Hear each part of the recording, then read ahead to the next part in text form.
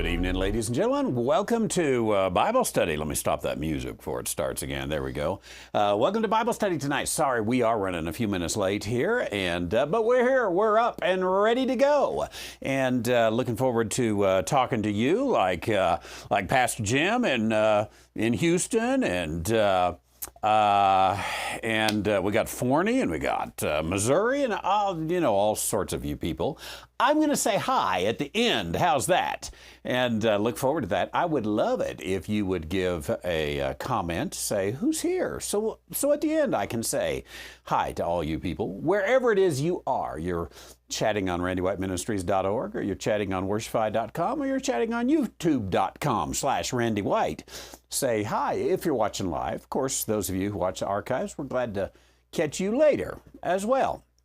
And we come into Bible study tonight. There is an outline for you, a link on all of our sites where you can get that. If you're watching on Worshify, or randywhiteministries.org, it's right down there below the video, and you can check that out. And we're going to get into Proverbs, the 9th chapter, which I would say is a transition chapter, because it's going to be the last of Solomon talking directly to his son. We'll look at that, obviously, when we get into next week in session 10, as we have a little shift in what takes place in the book. But if you've been with us already, and by now many of you probably have been, of course, you know that it is my view that Lady Wisdom is Torah wisdom speaking, the wisdom of the law, speaking under the dispensation of the law, under the age of the law, not under the age of grace, not under the dispensation of the grace of God. So we got to be careful applying this directly to ourselves, though of course there are some things that are universal wisdom within the Torah that we certainly would accept for ourselves. But tonight what we've got is two women. Here we go. Two women, two invitations, and one choice to make for the king, for the prince, for Rehoboam. And it's almost as if at the end of this, Solomon comes forth and says, okay, Rehoboam, I'd like to introduce you to two ladies. You've met them before. I would like you to hear their final plea, and then it's going to be up to you, boy. You figure it out from here. And so we will look at Proverbs chapter 9 and hear these speeches from two ladies we've met before, Lady Wisdom and Lady Folly, and hear their speeches and some commentary by Solomon along the way as well. So I think we will enjoy it. Let's see here. We got, I'll get that out of the way. And then we've got right here, we've got our scripture, the Proverbs chapter 9 that we will be looking at.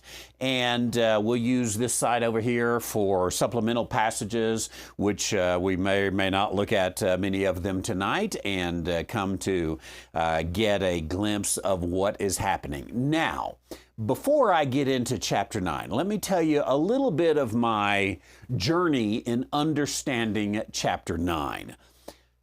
Of course, you know that one of the most important things is trying to figure out who is talking. But the Bible, especially when it's poetry like this, the Bible doesn't always announce, Solomon said, Lady Wisdom said. It doesn't go through quite that clearly, so you have to discern for yourself. How did I determine? And let me say what I have done right here with Wisdom has builded her house. Now, this is somebody talking about wisdom. I am assuming that our narrator here is Solomon. The reason I'm assuming that is because we don't have a lot of other options. We could just make up, oh, it's the narrator.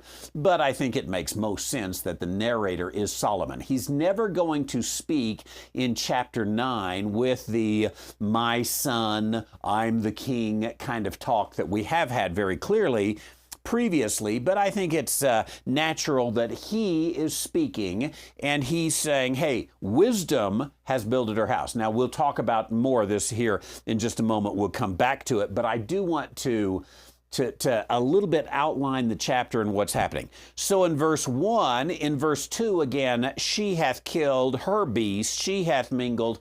It's talking third person. In verse 3, she hath sent forth her maiden, she crieth upon the mountains. Whoso is simple, let him turn in hither. Now, I thought for a moment, verse 4 might be wisdom now speaking. So she crieth upon the highest places of the city, quote, whoso is simple, let him turn in hither. And so at first, I put this section right here as Lady Wisdom speaking. Whoso is simple, let him turn hither. As for him that wanteth understanding, she saith to him. Now, you could put this one little bit, but I think this is Solomon the narrator saying, hey, let me tell you about this woman. She said, whosoever is simple, let him turneth to him. And she said to him, now, here's where the key is.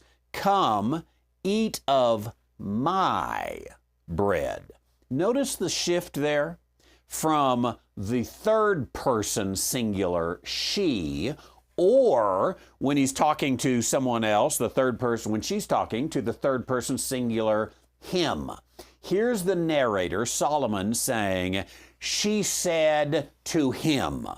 When she is actually talking, it's in the first person and direct. Here it is, come eat my bread, the wine which I have mingled.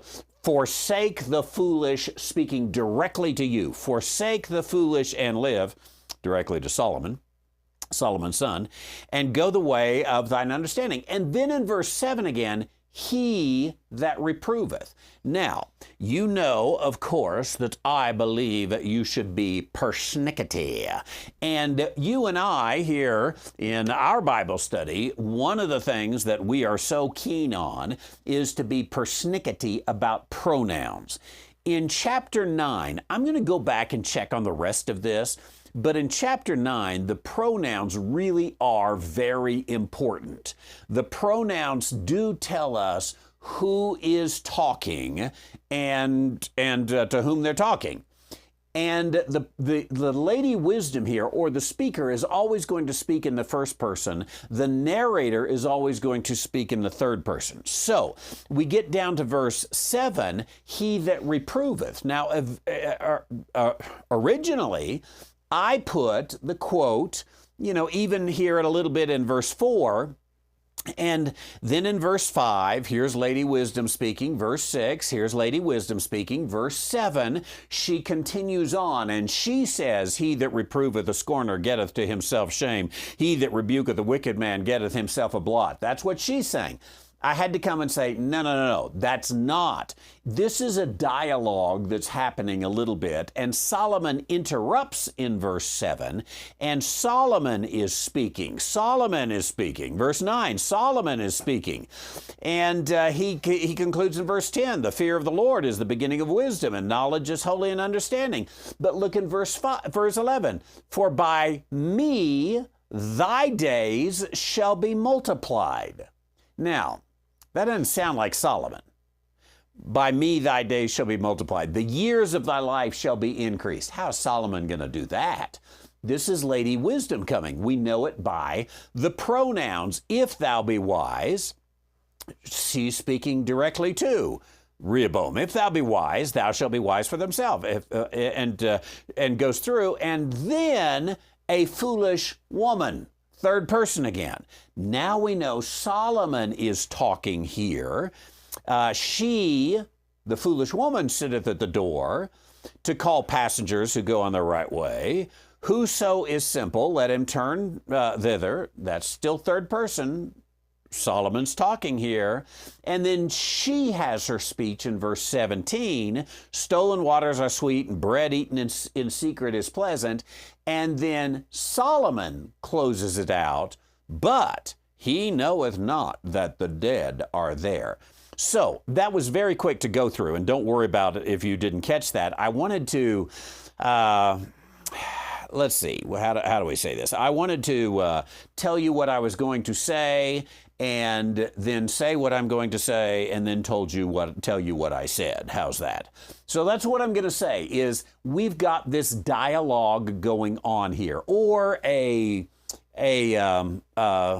drama going on.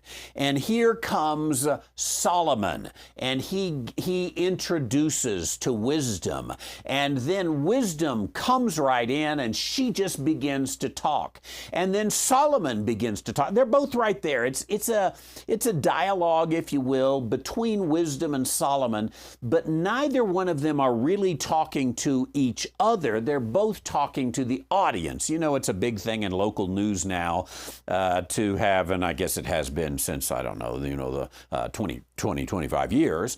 They used to have one guy sitting there, right? And on the national news, sometimes they still do. There's one guy, he's sitting there, he's talking to everybody. But on the local news, it's always two people sitting there. It always has to be one woman and one man and one black and one white and, all that kind of stuff. Well, this is kind of that. There are two people talking here. Actually, there's going to be a third. And they are both talking to the audience. They're not talking to each other. They are talking to the audience. And they come and go talking to the audience. So we're going to have a little back and forth, and we'll have to follow who it is all the way through chapter 9. But Lady Wisdom is going to give quite an invitation. But first, Solomon. May I introduce to you, ladies and gentlemen, Solomon, who comes to introduce to us a lady who's having a banquet. Let us see. Beginning in verse 1, Solomon says, Wisdom hath builded her house. Shall we just stop right there? Wisdom hath builded her house. He's talking to the king. When you use the word house with king, that speaks, the house of David, the house of Saul, and the house of David. You think of these things. Here is wisdom, Torah wisdom, her house, really the country. Wisdom hath builded this thing, except the Lord build the house, they labor in vain that build it. Here, wisdom hath builded her house. Goes on to say, she hath hewn out her 7 pillars. Now, clearly, this is talking in poetic language, but it does say, okay, she's got a house, and this house has 7 pillars. Let me just say, I didn't look for this, but I suspect it wouldn't take long to find someone out there saying, Wisdom hath builded her house, and it has 7 pillars. Pillar number 1 is love, and pillar number 2 is charity, and pillar number 3 is hope, and pillar number 4 is whatever. You go through these things, and these are the 7 pillars that build a house. I say, forget it. I also say I dropped my pen down here. Got to have that. There we go. I say, forget trying to figure out what these 7 pillars are. I think they are symbolic, but not symbolic really of 7 things. Rather, 7 is a symbol of something, and pillar is a symbol of something. For example, Paul speaks in the book of Galatians, and he says that, he went down to Jerusalem and he visited with Peter and James, I believe it was, who were reported to be pillars of the church. Okay, these are the guys that hold the thing up. All the weight is upon them. Pillar. Okay, so here you've got, this is foundational, if you will. This, if you remove these, it's going to fall. And she's got 7, a number of completion in the scripture. Almost completely, we would argue that, especially spiritual completion rather than governmental completion. And you have this view of pillars. So here is the idea. Hey, Lady Wisdom Torah built a house, and man, is it a strong house. Rehoboam, you want to know how to build your house? You want to know how to build this kingdom? Follow this lady's instruction. She will build the house. She's done it. It's got 7 pillars. Let's go on. She hath killed her beasts. Now that sounds like a negative thing right there. Like, oh, she was attacked by beasts, but she won. She went and fought a lion and a bear with her own bare hands, and she took them down. Not quite there. Rather, this is going to be, we're soon going to have an invitation to a banquet. And the fatted calf, so to speak, has been slain. It's going to be very covenantal language, very Jewish language, very Torah language. So she hath killed her beast, that is, she's prepared the fattened lamb. She has killed her beast. She hath mingled her wine. She also hath furnished her table. That is to say, Rehoboam, I want you to know, Lady Wisdom, Torah, the house is built. She built it. It is a strong house. And she set the table. She has set a table out there. She has the food on the table. She's killed the beast. She has prepared the wine. Here it is. Now, there are a number of things that you could look into on this, and I'm not sure. Let me see if I've got... I think I have some passages in here that will be helpful to us.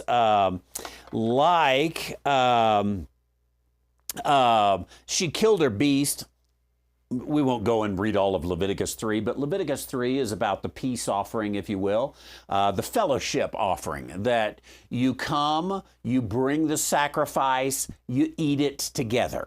She's about to have an invitation. It really is an invitation into a covenantal relationship. Hey, come on, let's eat together. She has mingled her wine. I think through, I don't know, let's look at Psalm 104:15 perhaps, and see what we've got. If it, here we go.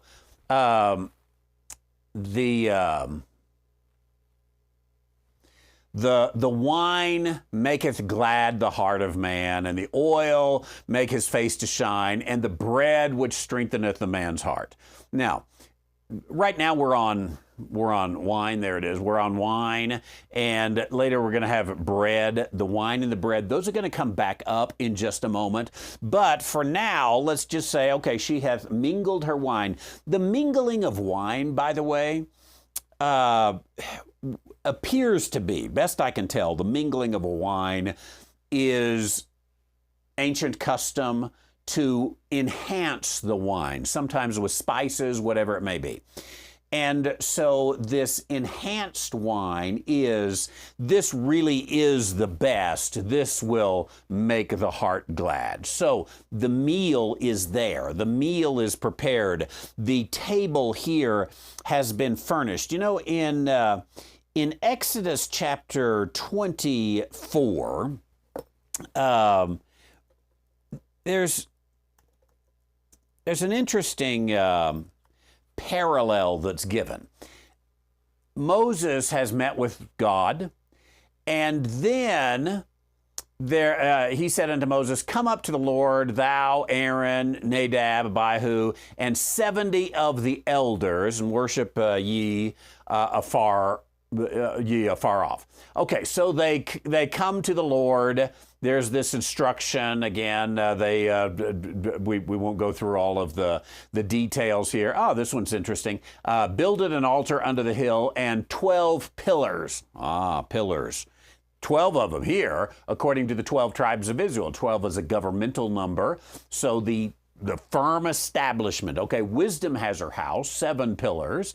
And so there's the young men. They come together. They offer burnt offerings and peace offerings. These are the ones you eat together. Peace offerings of oxen unto the Lord. She has killed her beast. She's mingled her wine.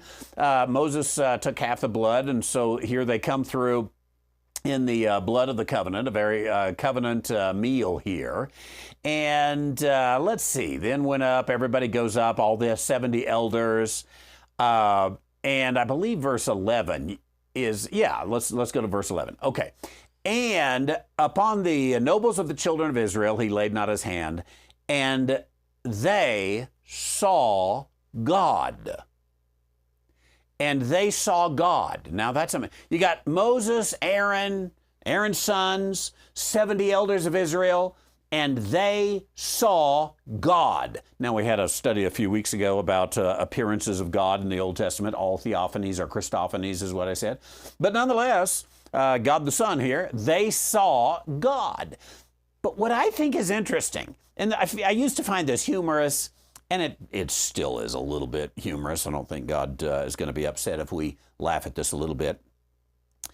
But also there's something deeper here than just the humor. Let's go with the humor first. How's that sound? They saw God, and they did eat and drink. They saw God, and they said, let's have a picnic. That's kind of an interesting thing to me. I think that's why here at America's Greatest Tiny Church, we do lots of eating. Hey, God is here this morning, and now we're going out to the fellowship hall to have a little meal. Everyone's invited to join us. They saw God, and they did eat and drink. Now, there's some connection given to seeing God and eat and drink. There's this fellowship. It's a covenant meal, if you will. And a lot of Israel's covenant relationship with God had to do with eating and drinking. A lot of it. You know, they have, of course, the Passover meal, but if you go through the festivals of Israel, almost every one of them had particular meals that you prepared and you gathered together. When you were gathering together with God, you ate and drank. This was part of it. So now wisdom comes, says, hey, I've built the house, and having built the house, she speaks, Solomon speaks about her. She's killed the beast. She's mingled the wine. She's furnished the table. Rehoboam, go sit at her table. She's the house you need. Eat and drink. Verse 3 then, she hath sent forth her maidens. She crieth upon the highest places of the city. Now, who are wisdom's maidens? It's really, as far as I remember anyway, this is the first time we see the maidens in the book. Best I can come up with, she sent forth her spokesman, her servants. We would probably think like the prophets. So she sent forth her prophets. She crieth in the highest places of the city. Again, we've looked at that phrase before. Probably the place where, hey, everybody's going to be able to hear you. She crieth upon the highest place of the city. And then again, this is still Solomon speaking, she hasn't started speaking yet. He's talking about what she's done. And he says, whoso is simple, let him turn hither. We take simple in a bad way. We're going to see it a few times here. Maybe we shouldn't take it in a bad way. Let's turn that around. What's the opposite of simple? Complicated. You ever met someone and or if you did meet someone and hey, I'd like you to meet Bubba here, meet Bubba, and afterwards he says, hey, tell me a little bit about Bubba. He's complicated. that tells you a lot, doesn't he? He's complicated. Or what if you say, hey, I tell you, what you see is what you get with Bubba. There won't be any surprises. Isn't that simple? Kind of a good thing? So, hey, whoso is not going to twist this and turn it and think it and overthink it, but you just say, you know what? I am being invited to a meal by one who has built a house with 7 pillars, and the meal is prepared, and it is on the table, and I'm going to get an invitation. I'm not going to overthink this thing. I think I'll go sit down. I'll go and do it. Whoso simple, let him turn in hither. Go in. As for him that wanteth understanding, okay, again, this, you might even put simple and the person who wants understanding as the same. They're not overthinking it. They're saying, hey, tell me more. I'm interested. I might put these together. Remember, that goes with Hebrew parallelism that I believe it was last week we talked about, that if you can't understand the first line, look to the second line, and it begins to repeat. So whoso is simple, let him turn hither. As for him that wanteth understanding, she saith to him. Now, Lady Wisdom comes in. So Solomon says, whoso is simple, come on in. Whoso wants understanding, here is the one. And then immediately Lady Wisdom steps in and she starts to speak. Come, eat my bread and drink of the wine which I have mingled. Those words, eat my bread and drink of the wine, sound a little familiar, don't they? Now, obviously, to get, take this bread, take this wine, we have to jump 1,000 years into the future to the time of Jesus and the Last Supper and the bread and the wine and all that takes place there.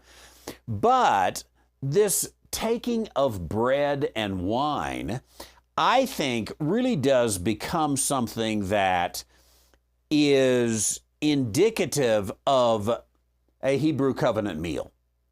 Come in, participate, let's bring out the bread and the wine.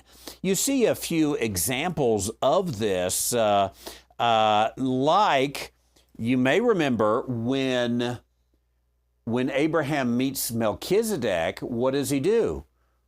They bring out the bread and the wine. And that becomes somewhat of a pattern, if you will. Again, you see it in a number of places, Exodus 24, which we've already looked at, and you see this bread and the wine. So here it is. Hey, sit at the table. Now, if you don't want to tie it there to this covenant meal that Rehoboam's being offered, remember, he's going to be the king, and Solomon all through has said, go with Torah, go with Torah, go with Torah. She's the one, she's the one. Don't go with that woman over there. Go with Torah. Don't follow that guy who's just saying, let's get out of here. You go with Torah, not with your evil buddy over there that wants to get away, not with that deceptive woman. Solomon says to his son Rehoboam, I'm trying to tell you, go with Torah. And she built her house. She set the table. She's standing right in front of you. She says, come, eat my bread, drink of the wine, which I have mingled. This is a come, sit down into the covenantal relationship. This is where you need to be as the king. And then she continues to speak here. Forsake the foolish. Now, you can't quite see it in English as much because it doesn't have the pronoun expressly there. But in the Hebrew, you can see it because the pronoun is built into the verb here, forsake. In King James speak, we would say, forsake thou the foolish and live. Go thou the way of understanding. So she is speaking directly to him, and this is part of her speech. So come, eat the bread, drink the wine, and then Torah is never shy about this. Forsake the foolish. Come out from among them, my people. Be ye separate. And there is so much in the Torah, especially for the king and for the nation of Israel, that says, you're not just to mingle out there with everybody. We've got our dinner here, our covenant here. I want you to forsake the foolish, to turn away from them. And to walk from them. You know, we could look at, I don't know, Psalm 1 certainly would be a place where it talks about the separation of the wise and the fool. But we could also look at Deuteronomy chapter 12, verse 30, take heed to thyself that thou be not snared by following them, after that they be destroyed from before thee, and that thou inquire not after their gods. We'll stop right there. But he says, hey, you're going to get in, you're going to find some people, the foolish. Don't be snared. Don't be taken in by their welcome grin. Remember that old song? Don't be taken in by their welcome grin, by his welcome grin. He's imagining how well you'd fit within his skin. Never smile at a crocodile. So, here you've got this forsake the foolish.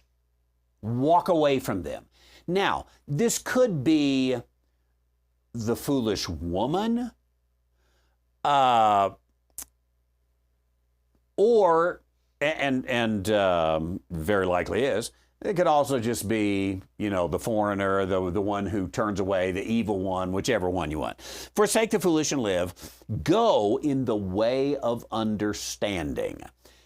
We continue now in verse 7. Solomon comes back and he gives what I'm going to call commentary. So Solomon is suddenly, again, he takes over in this conversation, in this dialogue that's taking place. And it switches pronouns, which is, again, the tattletale for us. This is how we know who's talking here. Solomon, or the narrator, I'm going to go with Solomon, says, he that reproveth a scorner getteth to himself shame. And he that rebuketh a wicked man getteth himself a blot. Now that's a little bit of commentary on forsake the foolish. What, is this a nice way to put it? You know, every now and then I hear this. I, of course, have never said it.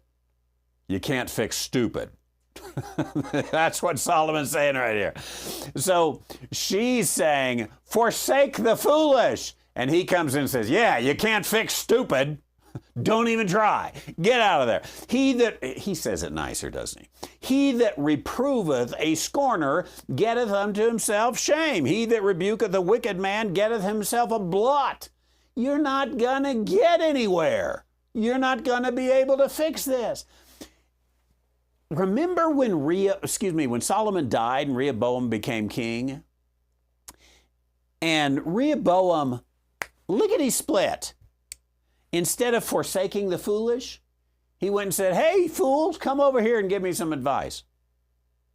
Should have listened and said, I'm sitting at Torah's table.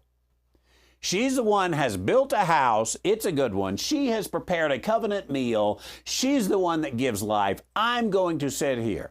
And the fools would have said, no, no, no, Solomon, that's old-time, old-fashioned stuff. Don't do this. We got a better meal over here. Oh, no, shame on you for saying that. Let me sit down and talk some sense into you. Rehoboam should have just forsaken the fools. So, it comes to the point, a scorner especially, that's a pretty strong word. Again, this is not the simple, he that reproves the simple gets to himself shame. No, the simple can probably be reproved. It's the scorner. They have already made up their mind. There's really no way you're going to be able to change their thinking in there. So, he that reproveth a scorner, or he that rebuketh a wicked man getteth to himself a blot. That doesn't mean don't ever reprove anyone. That would obviously not even fit within Torah scripture or within the overall teaching of Scripture itself. He that rebuketh a wicked man getteth to himself a blot. But there does come a point where, hey, a dog's going to go back to its vomit. At some point you just have to leave that alone. So he says here, reprove not a scorner, lest he hate thee. Rebuke a wise man, and he will love thee. He's got a contrast here. Rebuke not versus rebuke. Now, rebuke not a scorner, lest he hate thee. There comes a time, and I suspect that all of us have learned this lesson, rebuke not a scorner, lest he hate thee. We've learned it the hard way, haven't we? We learned it on social media because we rebuked the scorner. And at some point, we probably said, I'm done with it. I'm walking away. I'll give you a little example. Of course, most of you know that I live in a very liberal town. And the stuff in the newspaper and the local social media circles will cause you to pull your hair out.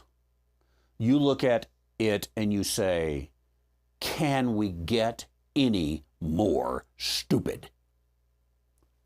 I'll give you an example. I think of it every time I go to the grocery store. The town council, in all their wonderful liberal wisdom, decided we've got too much plastic going into the town dump. So no more single-use plastic. We want to get less plastic in our dump. The next day, every grocery store in town went to multi-use plastic. You know what that means? It means that your grocery sack now has 4 times as much plastic as the previous one. Because we're saving the environment.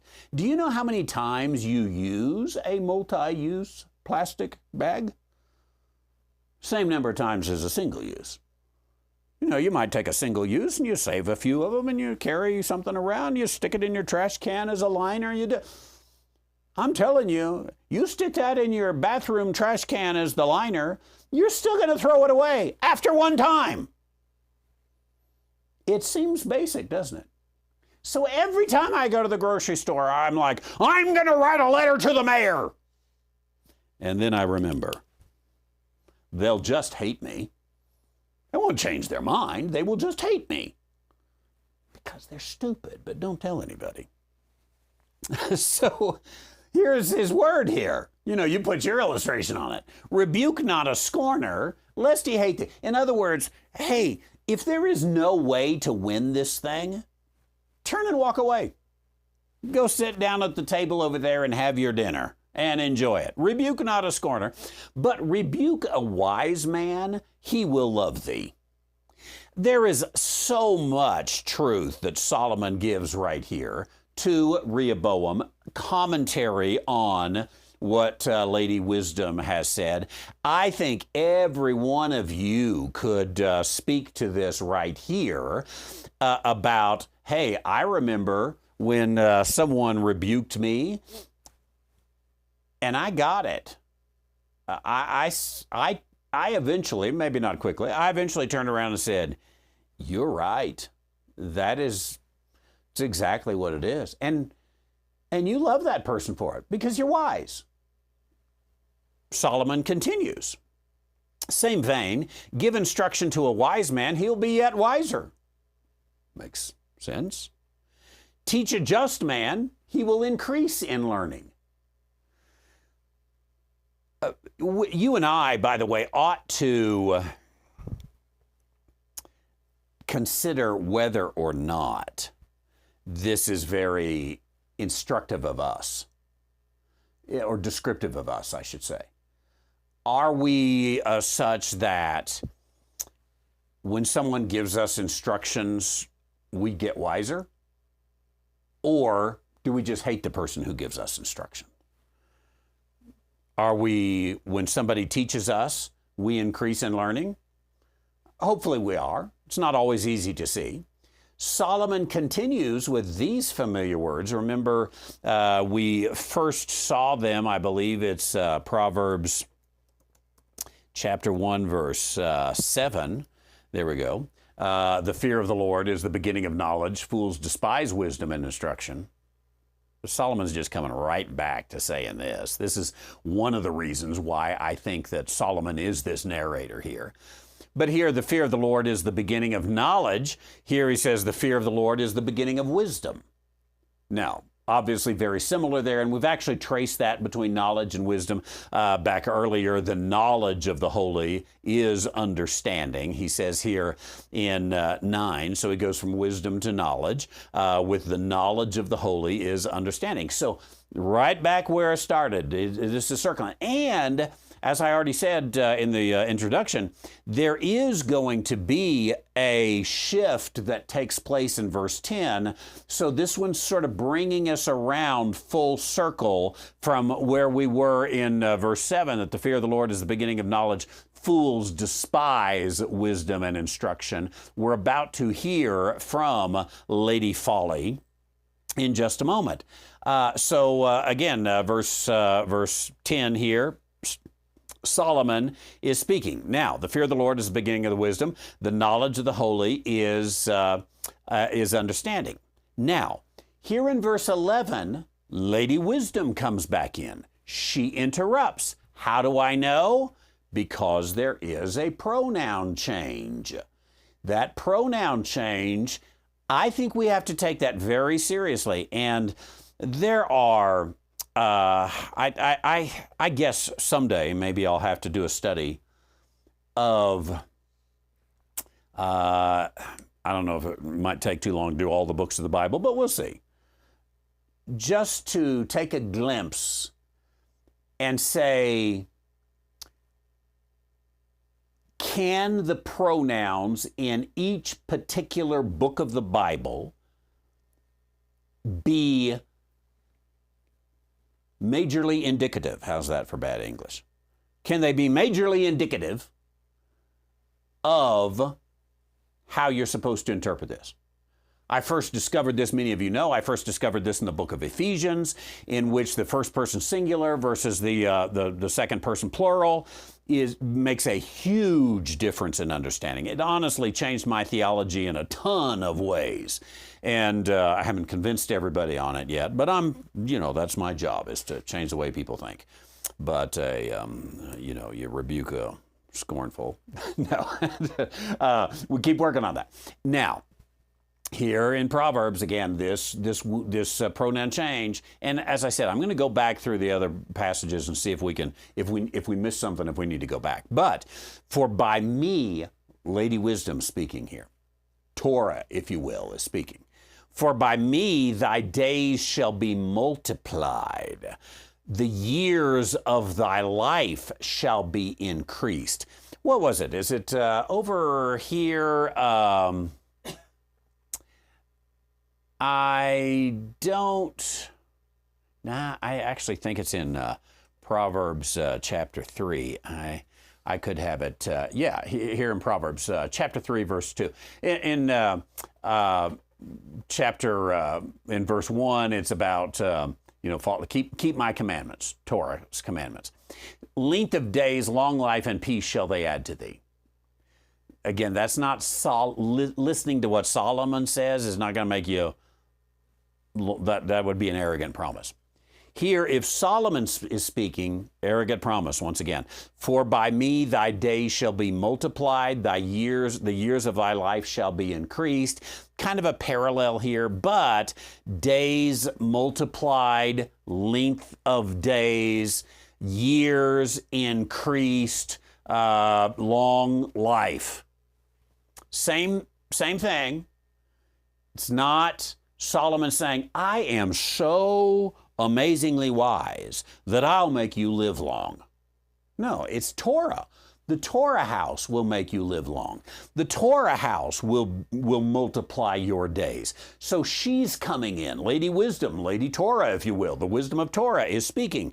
Thy days shall be multiplied. The years of thy life shall be increased. If you missed last week's session, maybe go back and catch that sometime. But we talked then about how the wisdom of Torah is integrated into creation itself, and therefore going against Torah is, now again, we live in the dispensation of grace, and session 8 talks about some of that transition there, but going against Torah is like going against gravity. That one will get you. So makes sense. Okay, yeah, by me thy days shall be multiplied, the years of thy life shall be increased. If thou, this is the pronoun speaking directly, still Lady Wisdom, she's come back in on the conversation. If thou be wise, thou shalt be wise for thyself. If thou scornest, thou alone shall bear it. That is, wisdom is going to bless you. Wisdom is going to bless you even with others around. It's going to be a benefit for you. You shall be wise for thyself. That is, this benefit is yours. One of them's right here. Days shall be multiplied. If thou wise, be wise for thyself. If thou scornest, thou alone shall bear it. Now, I think the key is right here, that you are going to be on your own. The rest of the covenant people are going to leave you out. You'll be done. Sit there and enjoy your scorn, because you're not going to have any friends. You're not going to have any company with you. Torah company, wisdom says to Solomon. Now, Solomon comes back in, as I imagine it. Now, this might just be because I'm a preacher, but as I imagine it, Solomon says, okay, we're about out of time, so before we leave, I do want to introduce you one more person. I promised her some time to speak here, a foolish woman. He says a foolish woman is clamorous. This is, I think the best view of clamorous right here is is it Allstate commercials that Mayhem comes along. Hi, my name is Mayhem. And, he comes and destroys everything. That's this foolish woman. Remember, we've met her before. Lady Folly. She is subtle. She tries to look godly, but she's not. So a foolish woman is clamorous. She is simple and knoweth nothing. Little different simplicity than we had before, where the simple were called in, said, hey, you'll listen, come sit at the table. Here she is simple and knoweth nothing. But she's not going to come across that way. She sitteth at the door of her house. Now, notice how we have this two women. We got two houses, almost like two directions that this thing can go. And so she sitteth at the window of her house. Doesn't tell us anything about her house. He doesn't praise her house. She built her house. It's got 7 pillars. No description of it all. Just say, yeah, she's got a house too. And she sits at the door of her house on the seat of the high places of the city. Once again, I'm going to take that as to say she wants to come along like Lady Wisdom. She wants to try to be, right there. So same thing.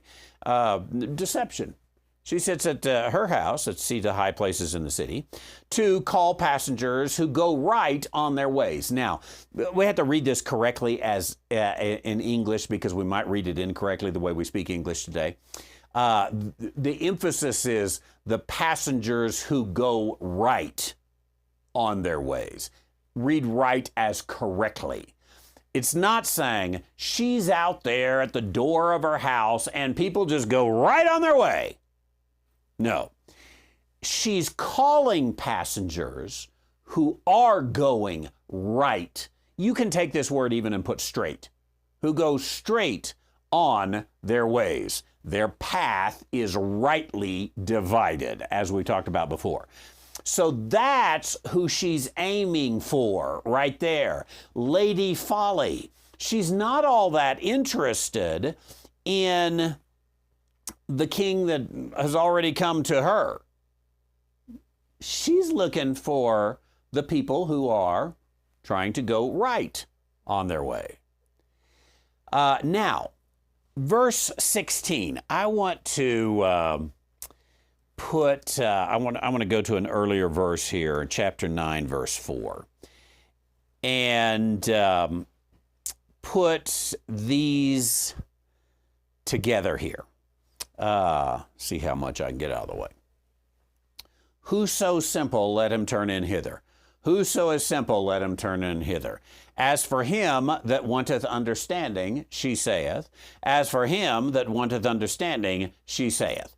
Verse 16 is exactly like verse 4. It's the exact same words. Now, remember, this is, by the way, as I told you earlier, I initially thought this verse 4 was wisdom speaking, and wisdom was saying, whoso is simple, let him turn hither.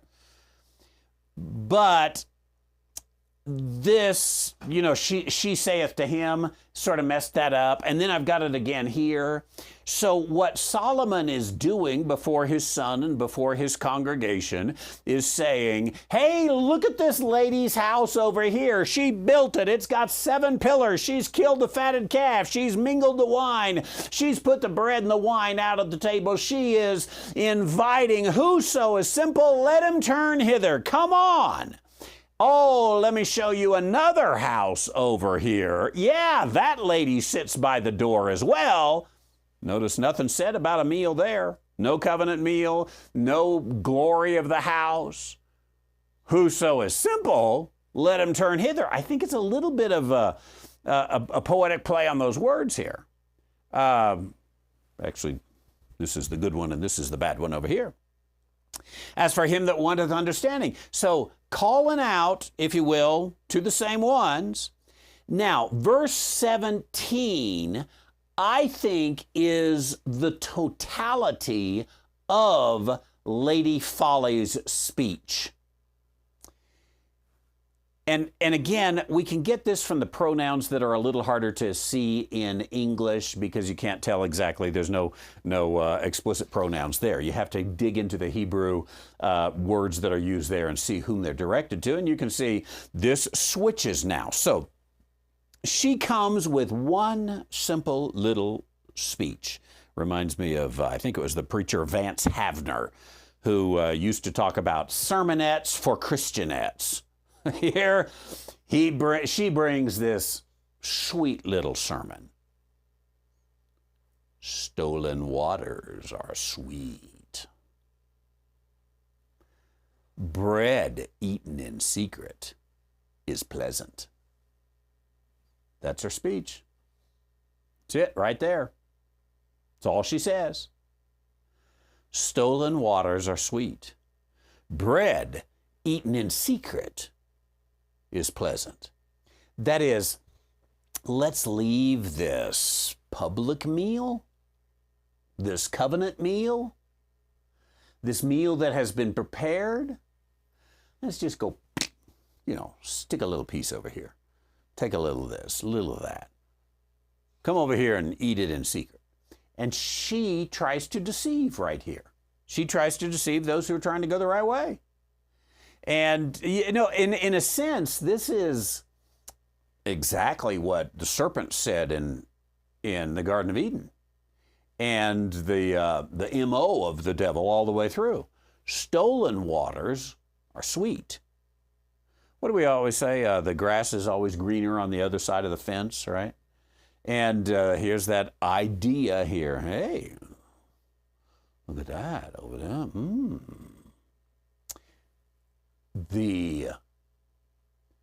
The tree behind the fence has better fruit, to go back to the Garden of Eden. So that's the totality of her speech here. Now, she's had earlier speeches in previous chapters. Now, Solomon comes back. Again, I'm going on, this is Solomon because it's a change of pronouns.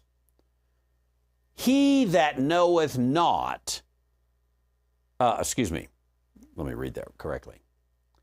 Solomon almost interrupts So here she is. Stolen waters are sweet. Ooh, bread eaten in secret is pleasant. Yeah, but let me tell you, he comes and interrupts and says, he knoweth not that the dead are there, that her guests are in the depths of hell. I don't know why, but it reminds me of the Hotel California. You know, you can, what is it? You can check in, but you can't check out. We should sing that song, that hymn with this. It'd go wonderfly, wouldn't it? It's that idea that this looks good. You know, look, Lady Wisdom's all the way out over there. That's a nice house, yeah, but hey, I got an invitation to right here. It's not till you get inside that maybe even under the floorboards you find there's a bunch of skeletons under there. The dead are there. Her guests are in the depths of hell. Come on in. Why don't you? I didn't do any artwork for this. Me and my friend AI didn't do any artwork for this. But can you imagine the kind of picture here? To put it in a more kid-friendly way, they are having a monster mash here. You know, you go in and the dead are there. The guests are in the depths of hell. That's where this one ends.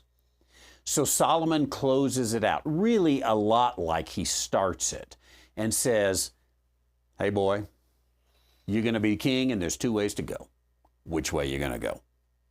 You going to follow Lady Wisdom? You're going to follow Lady Folly. Which is it going to be? And then next week, we'll get into the Proverbs of Solomon. Let's go ahead and just back up a little bit to Proverbs chapter 1. The Proverbs of Solomon. The Proverbs of Solomon. Little shift that's going to come in verse 10. But how is it going to shift? For that, you have to stay tuned for next time.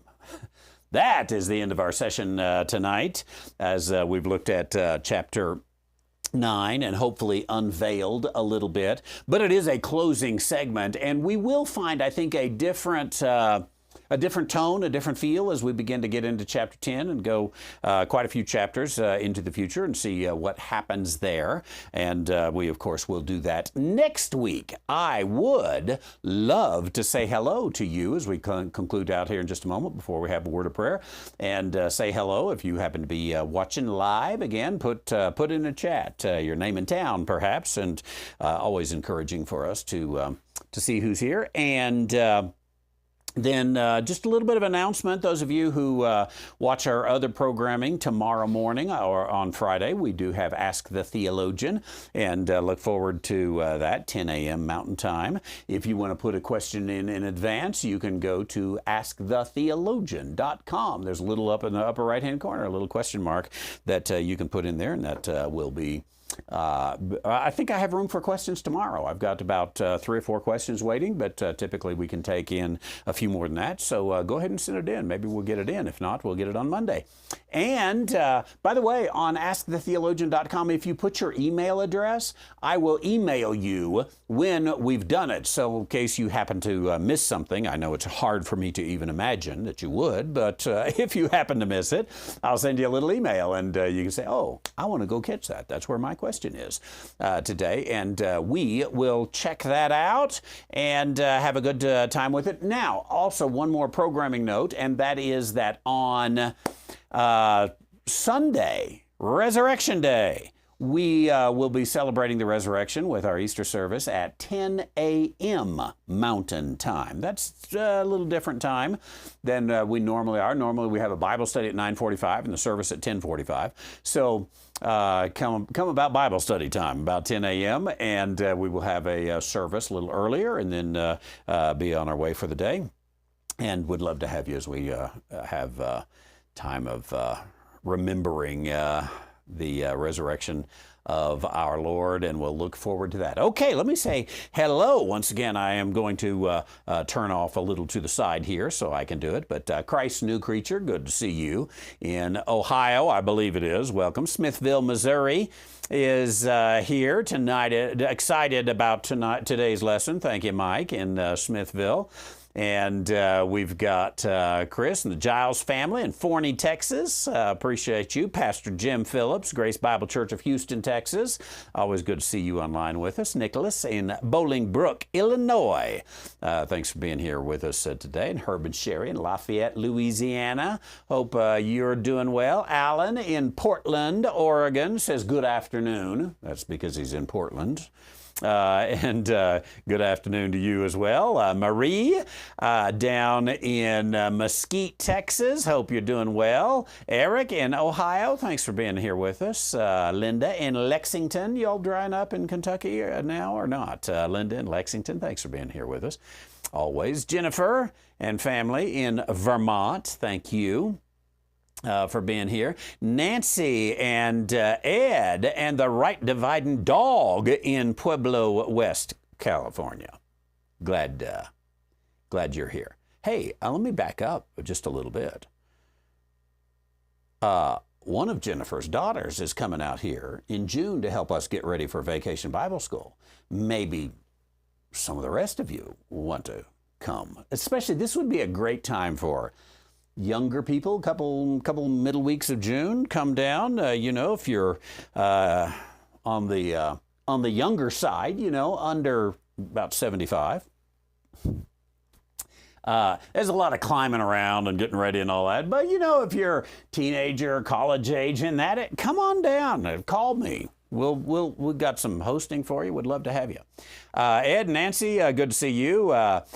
Jody and Rich, they happen to be right here in the live studio audience, and we are glad from Pensacola, Florida, coming to do. They're doing some volunteer work here. Appreciate that. Debbie and Daryl, good to see you in Crystal Springs, Mississippi. Thank you. Alex in London, good middle of the night to you. Hope you're doing well. Thanks, you and your family, always joining us. Roger and Carol, Fresno, California. God bless you. Thanks for being here. Luca is here in the live studio audience as well. Thanks, Luca, for saying hi. And Phil and Dreama, good to see you. Lexington, Kentucky, also. Thank you. Shirley in Ridgecrest, California. Good evening. Tim and Jan in Omaha, Nebraska. Glad to see you. Hope you're doing well. Right in the middle of the country. Toby in Duncan, Oklahoma. God bless you for being here, always with us. Jeff, Pastor Jeff, up in Trinidad, neighbors nearly. Good to see you. And let's see, I think it's Gala. I don't know if I'm pronouncing that right, but glad you're here. I noticed your chat this morning. Also, I don't know where you're from. If you happen to be still listening and don't mind telling us, maybe it's Kalamazoo, perhaps. Maybe. Let's see. Gerard, good to see you. Thank you for being here in the Netherlands. And Gayla, to back up, and I see your question mark there.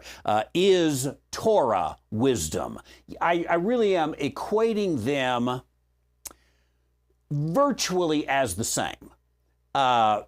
Torah, you might say, is the written wisdom, whereas the wisdom in Proverbs is perhaps we could say, the spirit of Torah. But the spirit of Torah can't go against the instruction of Torah, some of these things. Last week's lesson might help you a little bit on that, again, because it talks about somehow, hey, we're not under Torah, so what do we do if Torah is wisdom and Torah is integrated into the very fabric of this world in which we live, but especially in Proverbs. Now, we might want to look at other places in the scripture and say, okay, it talks about wisdom over here, not in Proverbs. Is that talking about Torah wisdom or somewhere else? I'm now willing to say in Proverbs, you can virtually, with some fine print, but you could virtually equate wisdom and Torah as the same. Is that true? Probably true all through the Hebrew Scriptures. Is it true when you get into the New Testament? We ought to look into that sometime and take a look at that. But I appreciate that. And Isaiah, good to see you. You all know Isaiah. He's our young music minister. You know, he stands up there on Wednesday nights and Sundays singing with us and looks sharp as a tack and sings and smiles. Isaiah here in Taos, good to see you. Appreciate it.